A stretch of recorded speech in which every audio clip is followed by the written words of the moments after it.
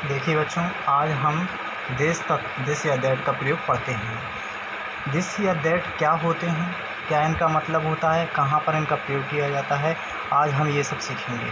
Okay बच्चों, ठीक है। तो दिस या दैट का प्रयोग, दिस का मतलब यहाँ पर क्या होता है, दिस THIS, इसको हम क्या रीड करते हैं, दिस पढ़ते हैं, और इसका मतलब यह होता है, और ये सिंगुलर होता है। ये हालांकि ये दोनों ही सिंगुलर होते हैं, सिंगुलर के रूप में, सिंगुलर सब्जेक्ट यानी कि एक वचनकर्ता के रूप में प्रयोग किए जाते हैं, और इन दोनों के साथ में हम इज का प्रयोग करते हैं। हेल्पिंग वर्ब क्या होती है बच्चों हमारी, इज का प्रयोग करते हैं। यहाँ दिस THIS, दिस का मतलब यह होता है। THAT, दैट का मीन्स वह होता है। दिस पास की वस्तुओं के लिए लगाया जाता है, पास की वस्तुओं के लिए लगाया जाता है, तथा दैट दूर के लिए। दिस पास में रखी हुई वस्तुओं के लिए लगाते हैं, दैट दूर की रखी हुई वस्तुओं के लिए लगाते हैं। दिस का मतलब यह होता है, दैट का मतलब वह है। अब तो समझ गए होंगे आप लोग। यहाँ आगे देखते हैं एग्जाम्पल कैसे बनाते हैं। हमारे सामने ये एग्जाम्पल लिखा हुआ है, यह एक बिल्ली है। कैसे बनाना है हमें, इसमें 1 2 3 4 चीज़ें हैं। इन चारों की स्पेलिंग बनाने के लिए सबसे पहले हमें ये देखना होगा, इसमें यह की जगह पर हमें क्या लिखना है, हम ऊपर पढ़ चुके हैं दिस का मतलब यह होता है, यहाँ पर हम दिस लिखेंगे। इसके बाद सबसे पहले हम इसकी अंग्रेजी लिखते हैं, फिर इसकी पहले नंबर पर इसकी अंग्रेजी, दूसरे नंबर पर इसकी, तीसरे नंबर पर इसकी, और चौथे नंबर पर इसकी, और ऐसे हमारा सेंटेंस पूरा बन जाता है। देखिए बनाते हैं। यह को क्या लिखना है हमें, दिस, यहाँ लिखते हैं हम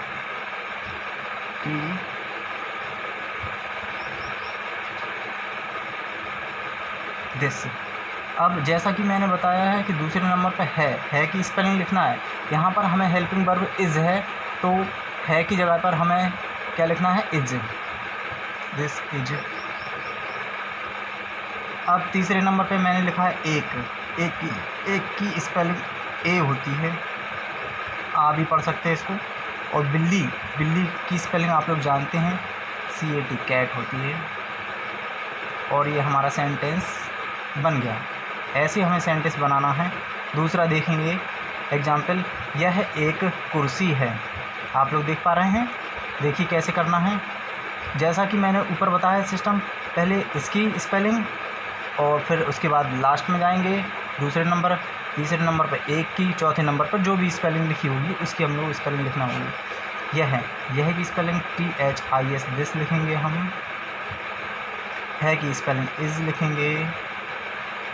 एक की स्पेलिंग आएगी। कुर्सी की स्पेलिंग चेयर होती है, CHAIR, और बाद में फुल स्टॉप लगाना है। ऐसे हमारे सेंटेंस बन गए। ये दोनों एग्जाम्पल आप लोगों ने अच्छे से समझ लिए होंगे। ये दोनों दिस के प्रयोग थे। इसमें हम लोगों ने ये दिस के दोनों प्रयोग बनाए, दोनों सेंटेंस बनाए हुए हैं। अब दैट का सेंटेंस शुरू करते हैं, कैसे बनाना है। इसका भी सीक्वेंस ऐसे ही रहेगा। पहले हमें वह की स्पेलिंग लिखना है, दूसरे नंबर पर है की, तीसरे नंबर पर एक की, और चौथे नंबर पे जो भी वस्तु या उसका नाम लिखा होगा वस्तु का, उसकी स्पेलिंग लिखना होगा।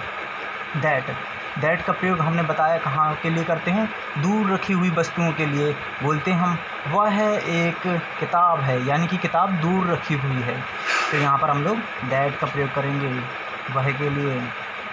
दैट लिख गया हमारा। इसके बाद है की स्पेलिंग इज़ लिखेंगे। एक किताब, इसकी स्पेलिंग क्या आएगी, बुक, BOOK।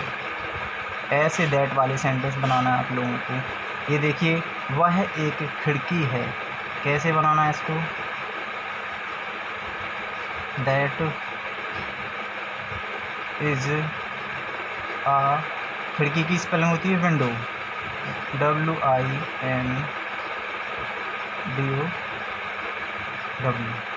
बाद में फुल स्टॉप लगा देना। इस तरीके से हमारे सेंटेंस बन जाते हैं।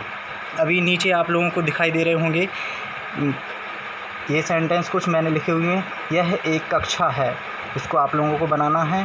तो जैसा कि हम ऊपर बता चुके हैं, यह के लिए हमें दिस लगाएंगे, है के लिए इज़, और एक कक्षा के लिए आ क्लास लिखेंगे। क्लास की स्पेलिंग आप लोग जानते होंगे, CLASS होती है। तो हमारा क्या सेंटेंस बनेगा, दिस इज़ अ क्लास। इसके बाद ये सब सेंटेंस आप लोगों को बनाने हैं और बना करके कमेंट में लिखना है। यह एक पेड़ है, ये कैसे बनेगा, बस हमें बाकी का तो सेम चलेगा, बस पेड़ की स्पेलिंग आनी चाहिए। ट्री होती है TREE। कक्षा की भी जानते होंगे आप लोग, CLASS। जिनको नहीं आती है वो लिख लेंगे यहाँ से। वह एक गुड़िया है, वह के लिए दैट का यूज़ करेंगे, और गुड़िया के स्पेलिंग के DOLL। यह एक आम है, आम की सभी बच्चे जानते हैं। वह एक आम है, यहाँ पर हमें लिखना है that is a mango, MANGO। वह एक दरवाज़ा है, इसके लिए हमें दरवाजे की स्पेलिंग डोर लिखना है। वह एक फल है, फल की स्पेलिंग फ्रूट लिखना है, FRUIT। यहाँ लिख दे रहा हूँ मैं, FRUIT। ठीक है।